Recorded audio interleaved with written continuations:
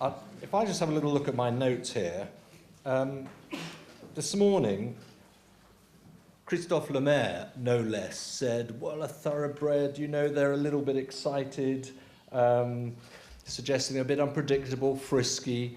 So even within the racing fraternity, there are those who would recognise that maybe a thoroughbred is a bit different. Could you accept that? Yeah, that's on, yeah.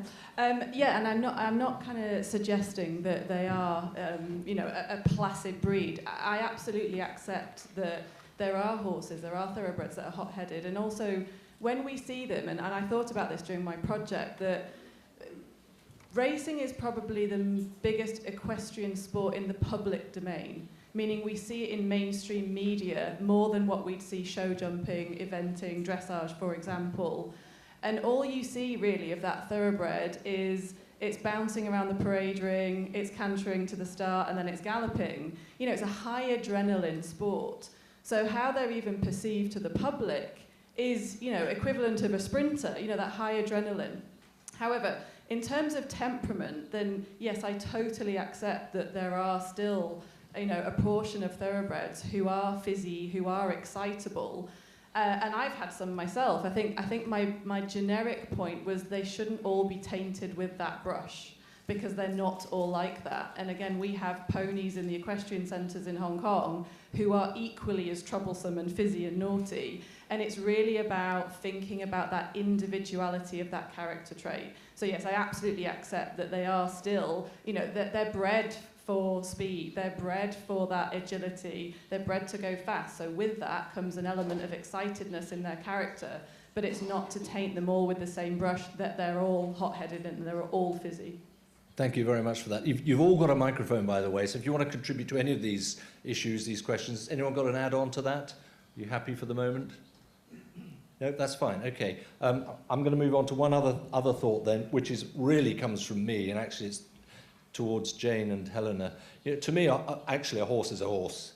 And when we talk about traceability, how far should traceability go? Surely it should be for any horse out there, not just thoroughbreds.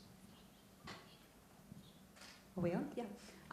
I totally agree. I think when we're looking at the issues of traceability, in fact, how we manage horses generally, the thoroughbred is another breed, but the issues that come across and the positives in the sector approach all horses, and particularly with traceability, the issues around compliance with registration, changes in ownership. You see that in every single discipline. It's just that racing potentially has become more of a public profile than the other breeds. Is there anything to suggest that the greater public perceive a thoroughbred as more valuable, someone, you know, a horse that deserves better treatment than a pony in the field across the way?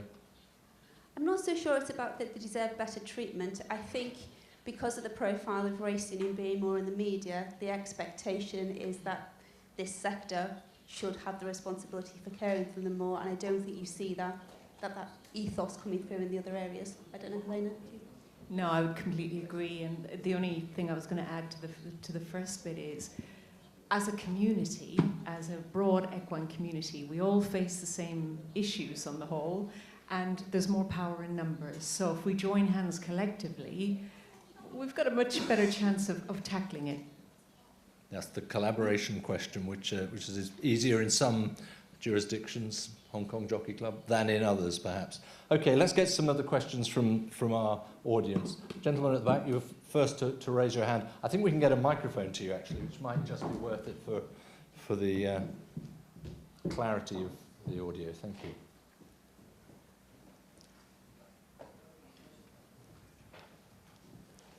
And just let us know who you are and where you're from. Sure, Pat Cummings from Lake Sarah, Lexington, Kentucky in America.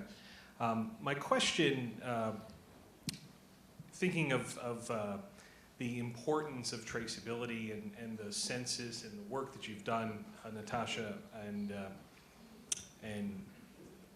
Jane, and this, the overall statistic gathering is incredibly important. But how important in the census and in the surveys you've done is accuracy as opposed to just the estimate?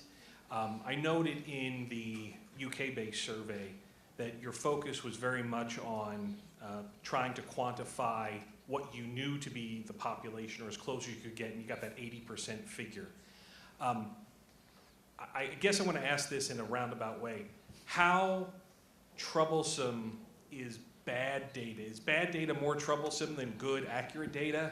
And if we are overestimating horse populations, does that potentially have a highly deleterious effect on everyone else in the space?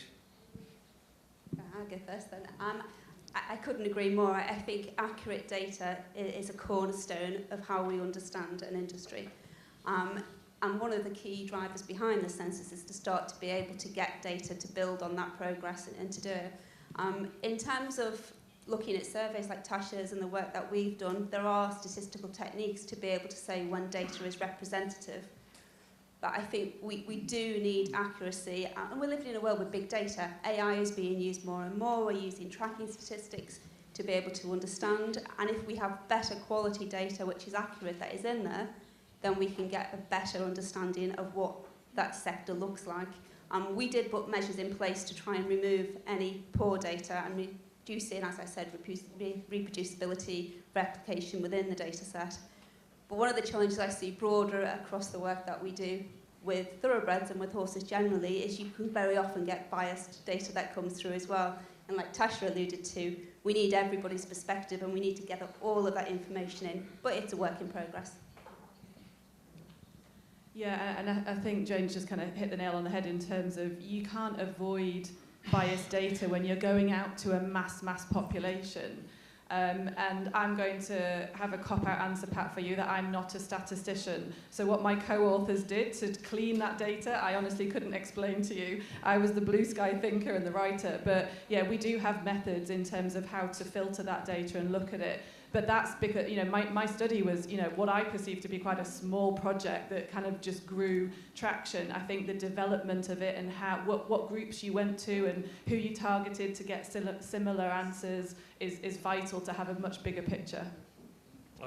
Fantastic work that's been presented. And just to summarize, one thing I think that's kind of we've danced around today is that the more successful we are in the commercial space, the more successful we need to be in the aftercare space.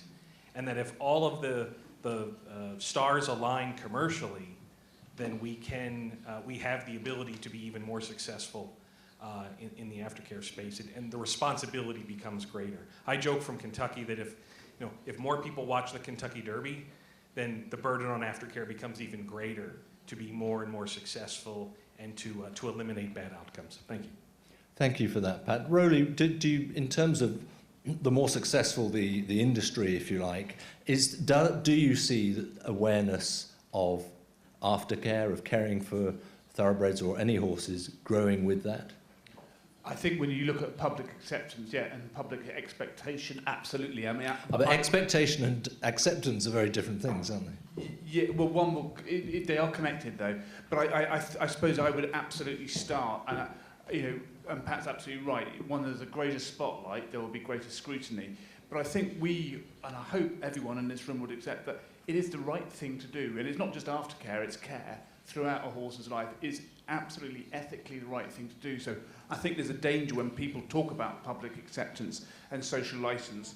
We're doing it because we have to do it, because that's what the public expect. No, we do it because it's absolutely the right thing to do, because we are sort of putting the horse at the centre of what we're doing. And I think that's the morally ethical case is really important to start with, and then you move on to public acceptability. Let me put a little bomblet in then, because actually everyone probably in this room believes that wholeheartedly.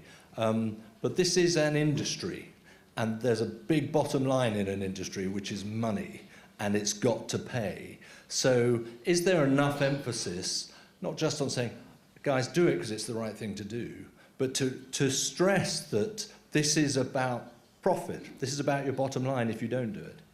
Well, I think there's now enough examples across the world, not just in the animal use industry, but of course, when you lose public acceptance, you lose your business. So there's no greater sort of call on the bottom line. If you've got no line, then there's nothing. If you've got no business, you've got no bottom line.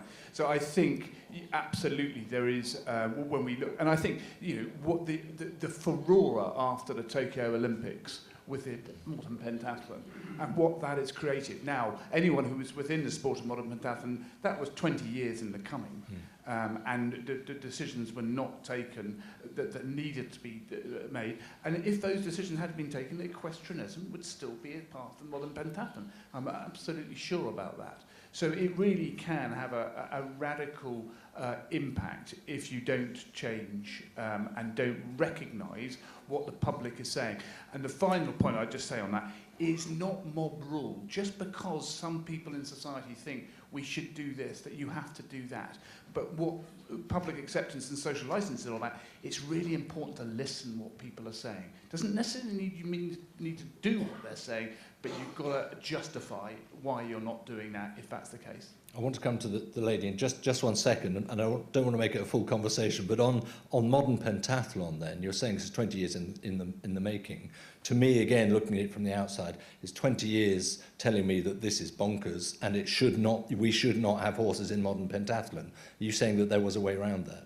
Absolutely, it was a way of creating it. I mean, you know, when you got for the last 3 Olympics, you know, riding ability was not one of the selection criteria for the modern pentathletes. They were just selected on their other 4 athletic abilities. So it's no wonder if riding goes, you know, in terms of the expectation goes south, then the performance goes south at the same time. Okay, thank you, really. Thanks very much. We have a lady here has a question. Could we get the microphone? You've got it? No, not yet.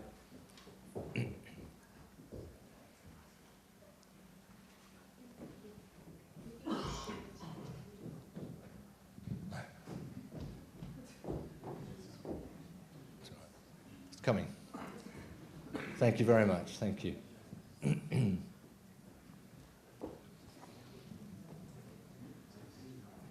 Hi, my name is Nur Hashim from Malaysia Totalizer Board. Just 3 quick questions on welfare of horses. What are the criteria to look at for the ex-race horses to go for second career, such as equestrian discipline or recreational activities after the vet checks? It's clear what will happen, the other criteria. Secondly, what if the horses not suitable for that method? What will happen? Do you delete it? Third question, does JRA keep track after the race horses coming up or deleted from the racing system? Do you keep track on the horses for the equestrian or recreational activities? That's it. Thank you. Okay, thank you very much. Dr. Kikuta, perhaps could we start with you? Is that okay? Yeah, I think the gist was this. First of all, what are the criteria for the next career, for choosing the career for a horse? The second point, I need my glasses for. For those who don't make it. Yes, what about those horses who do not manage that career? And then what is, I think, the JRA's sort of traceability effectively after that for any horse? Thank you.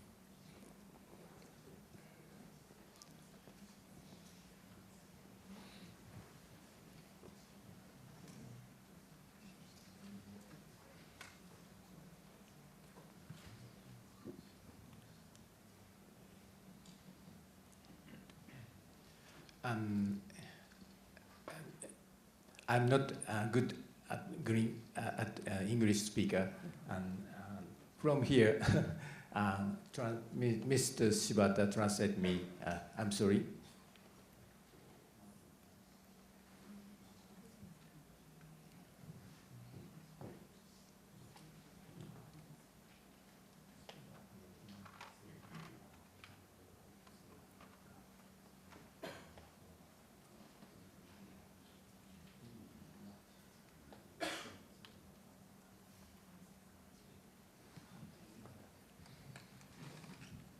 So at JRA, we will look at each individual horse's personality, how the horse performs, and by looking at this, we will determine what will be suitable for that horse. And while we move on with the retraining, we will decide maybe this route is better than another route. So we will keep an eye on the horse, keep watching the horse, and decide what will be suitable.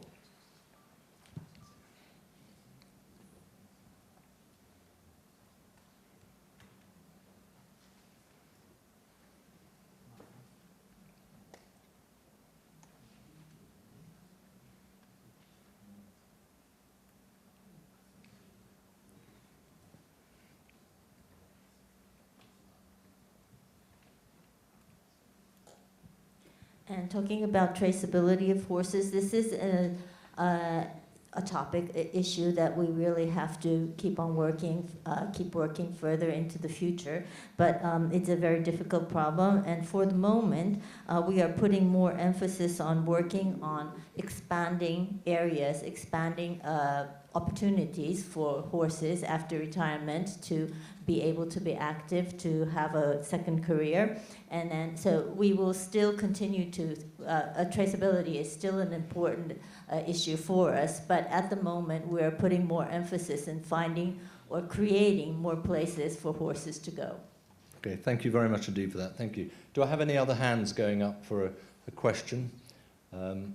Okay, in which case, I've got a couple which I'd still like to put, actually. Sarah, I wanted one for you, actually. You gave us your 3 pillars, and that was about castration, it's about euthanasia, and it was about feed, basically.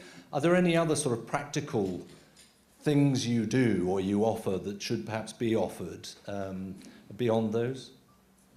So we actually end up being usually the first stop shop, is what I say. Anybody who has any question, I swear, in the state of Kentucky about horse-related anything calls the Horse Council, which is wonderful, but also is a pretty big burden, right? To figure out exactly who we need to send that person to get the correct information. So we have pretty much become the first touch point for a lot of people who are seeking to surrender their horses.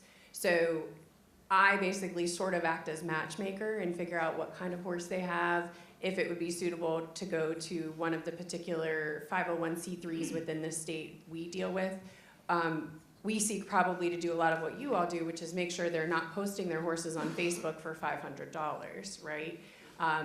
We say very specifically we only partner with other nonprofits in the state of Kentucky. So I know personally when I pass off a cell phone number or an email address, I know first of all that horse owner is going to get a call back or an email back, but also that they're going to get correct information. And then that 501c3 knows that they can contact me if they need help getting the horse in. Okay, thank you for that. Roly, I want to come back to the wolf. You mentioned earlier the wolf in the hen house, or however you might want to put it. I mean, I just can't quite see how you bring inside, let's say, an organisation like PETA. I mean, their message is very clear. Horses should not be involved in sporting recreation. So where is the line, and how do you what do you do about that? No, you're absolutely right. But I think you've got to remember that there's a spectrum of views out there, and people ask us often, what do you do about the antis? I say you don't do anything about the antis, because the antis is at this end of the scale, and then you've got probably a similar number of people who are part of the sector at this end of the scale, and you've got everyone else in the middle. And often we talk about the people who don't know or don't particularly care about horse sport until something goes wrong. So I think just within the McDonald's example, they were getting absolutely horrifically bad press about the standard of slaughter in the abattoirs, of which the beef that was provided for their restaurants. So what they got Temple Grandin, and if anyone who knows anything around slaughter, full stop, she's a global leader. So they went to the very best. Now she was pretty critical of McDonald's, and therefore in that regard she was a wolf in that example. Right. And so, no, I'm not saying get the antis or get PETA or getting anyone involved, but get someone who's going to come in and really challenge the way you do things and ask the really difficult questions, because we need an answer to those questions, because others will be asking it too. Okay, thank you for that. And just one last question. Tasha, I want to throw this to you, if that's all right. We've heard a lot about, and we've seen a lot of examples about collaborating. And I appreciate it. It is easier in some parts of the world than others. But in that sense of collaboration, while we've talked a lot about thoroughbreds, how much further can and should the equestrian world be going in pooling effort? So we've talked about the Olympics, we've talked about the dressage scandal, the Dujardin case, whatever we might call it. That has thrown a massive spotlight on equestrian. In a way, maybe it's even taken a bit of heat off racing, I don't know. But there's clearly much more that could be done in terms of collaboration, wouldn't you say? Yeah, absolutely. And if I talk with my British hat on, as in where the research came from and where my background is, and as I mentioned earlier, you don't grow up learning to ride on thoroughbreds in many countries of the world. It's quite alien, and from my experience in the UK, that's not a thing. But it is here. It is in Japan. It is in Hong Kong. It is to some extent as well in Australia. And so it removes already some of those perceptions and barriers. If you already grow up learning to ride on a thoroughbred and you have that association that they're very versatile, animals to do lots of different sports from a young age, you're more likely to carry on maybe doing that later in life and know what they're able to do. Whereas, like my experience, I hadn't really come across racing and thoroughbreds to a teenager, and everyone came at me going, well, you don't have the experience. There's a very different view. So I think, and I know I mentioned the insurance barrier, which is quite a big one from a business perspective, but if actually equestrian businesses and equestrian industries in countries that don't maybe collaborate as much with racing could overcome some of those barriers and integrate more thoroughbreds in their businesses and in sports teams and in universities and education, I do think that would help. And ROR was brilliant for raising awareness of the thoroughbred in terms of their showing series. But I think at the grassroots level, at that learning level and novice level, and going up those ranks, there's definitely more that can be done. And also in terms of traceability, information sharing. Information sharing on show entry data, and looking at that on a collaborative effort between racing and equestrian as well on tracking and traceability. Okay, thank you very much. I think, Roly, quickly, yeah. Very quick one. You said that the recent dressage case might have taken the heat off racing a bit. In the eyes of the public, that would be absolutely not the case. We've got plenty enough survey data now. They view a horse as a horse, and it doesn't really matter whether it's playing polo, doing dressage, or a racehorse. A horse is a horse, so there'll be the same expectation. So dressage, what happens in that case has damaged racing, and when something happens in an expose with racing, that damages the rest of equestrian sport as well. So we really are all in this together, and so it's so important that there is that connectivity and that collaboration, because that's what a successful future requires. Jane, you look like you were just about to go on the mic, so I'll give you a chance. I couldn't agree more. I think a horse is most definitely a horse, and we're almost the fact that we try to put people into silos and say one sector against another sector, we're missing a massive opportunity across the whole of the equestrian industry to work together and actually be there and be the voice for the horse and improve welfare and its life going forward. Thank you very much indeed for that. In fact, we've come to the end of our time for the panel session, so ladies and gentlemen, would you show your appreciation for our panel? Thank you.